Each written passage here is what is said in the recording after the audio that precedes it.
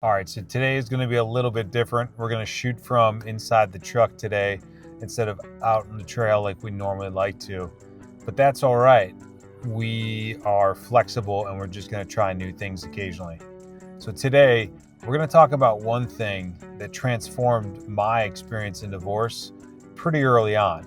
Now, I didn't have the words for it, but I learned them eventually. And you'll be really glad when you stick around to learn what this is all about and how it can push you through the funk a lot sooner than you experienced without it. So, with that being said, the thing that I want to introduce you to is challenging yourself. And challenging yourself in a very dynamic and interesting way. But challenging ourselves, we have the opportunity to push us into discomfort.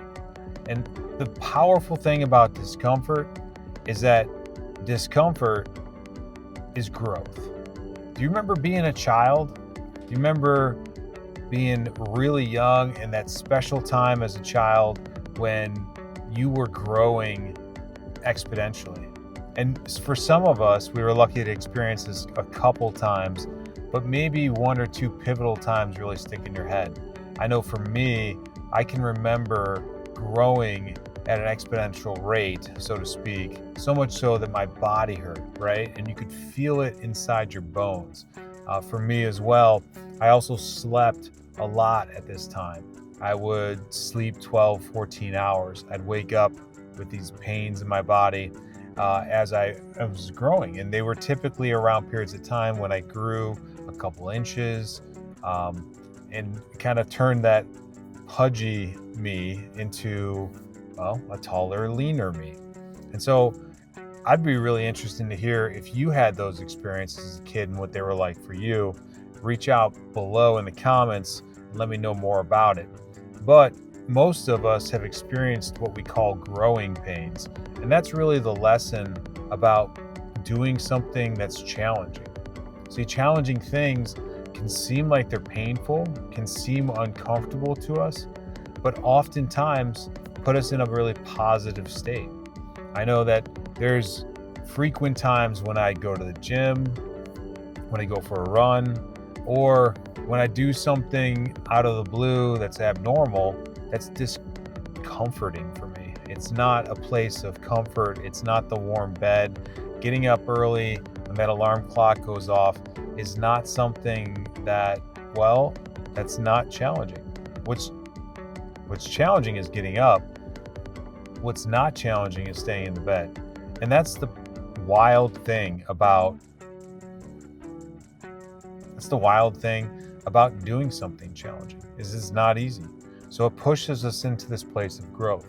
And so that's a really powerful place that I would like to challenge you to push yourself into when you're going through divorce. See, divorce isn't easy, and that in itself is a challenge. But to deal with that challenge, it's often best to put ourselves in a position of additional discomfort in a positive way, right? In a way that we choose rather than it's chosen for us. So that can look like a bunch of things. That can look like getting back into the gym on a regular schedule. That can look like lacing up your shoes and going for a run. It can look like a plethora of things, and it really just depends on what suits you best. So with that being said, I want to introduce you to the idea of just being able to get through the chaos of divorce and the feeling of stuckness by really challenging yourself. Now, there is a thought leader that put words to the experience that I had a couple weeks after moving my soon-to-be ex-wife out of the house, and that is the Misogi Challenge. The Misogi Challenge was made famous by Jesse Itzler, and he talks about not only just doing something challenging, but actually putting something challenging on your schedule. See, he believes, and I agree with him, that when you put something challenging on your schedule, right? Like you book a 5K, a half marathon, Ironman, whatever it may be, and I don't suggest doing an Ironman right out of the box, it makes us commit to something that makes us uncomfortable, something that helps us grow. So it's really powerful if we dedicate ourselves to this kind of a challenge, especially when we're in divorce. It can actually completely change the trajectory of our experience of divorce. So whatever that is for you, maybe it's a bike race, maybe it's a run, maybe it's a swim, whatever it is, I challenge you to do it. Put it on the schedule, get it booked, and get it done. And by booking it, we're committing to it, right? And the great thing about divorce is that so much of your life has changed. You typically have time to sit there and plan out how are you going to get to that special event, not only in the physical form, but how are you going to prepare yourself to the place where you can perform and perform exceptionally well to the best of your ability. And that's the great thing about the Musogi Challenge. It talks about taking something that's really simple in your life, putting it on the books to challenge yourself, and then executing day after day, every day, until you're able to perform at a higher level. So I challenge you, whatever it is, reach out to a goal that doesn't seem really normal for you. And that's part of the Musogi Challenge. There's actually 4 different areas of the Musogi Challenge that qualifies it as a Musogi Challenge. And that's these 4 things. Number 1, you got to put something on your calendar that pushes you outside your comfort zone. If you can run a 5K all day, it's time for a 10K. If a 10K is no big deal, sign up for your first half marathon. I know I personally did that this year. I ran my first half marathon. It was fantastic. I got there, I was well prepared. I had run up to or very similar distances, and I was excited. I was going there with my coach, and it was an amazing experience.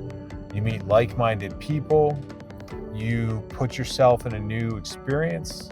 There was a ton of support from people in the crowd, to water stations, to food, and all that.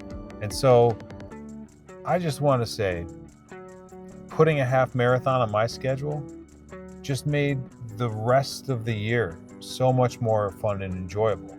I had a goal to work to. I had to get back into running shape. Then I had to learn to run a longer distance than I had ever run. And then I had to do it week in, week out to prepare. It was really an amazing experience.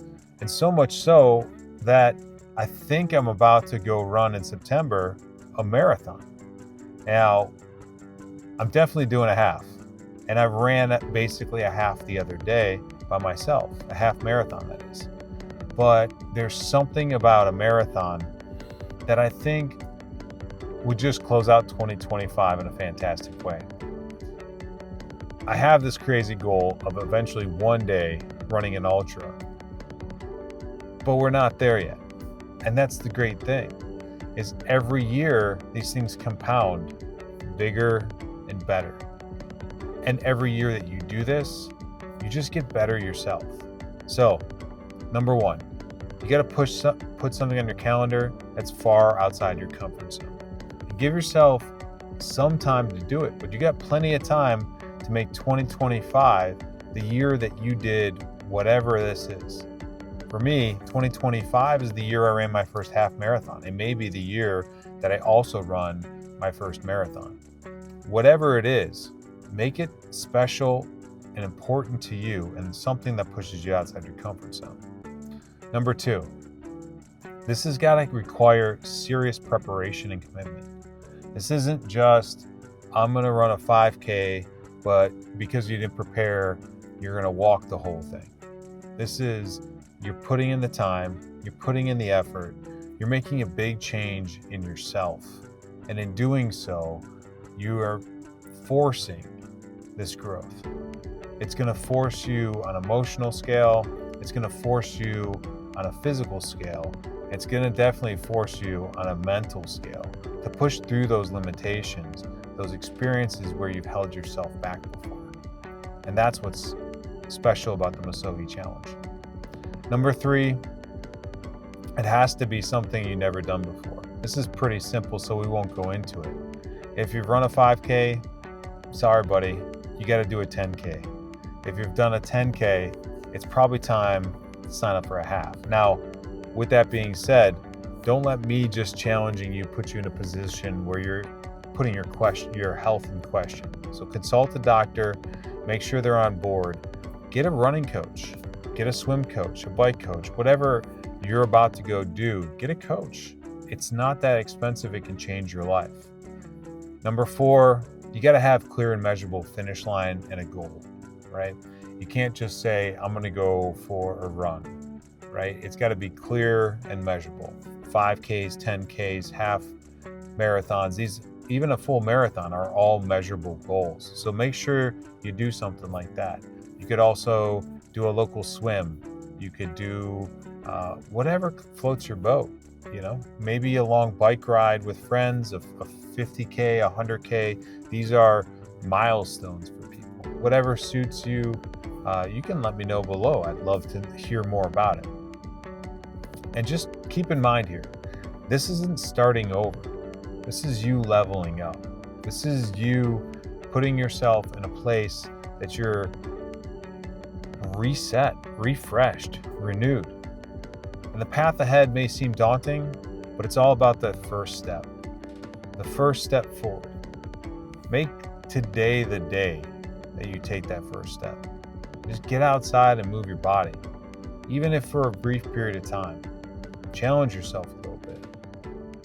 Do something that makes you grow.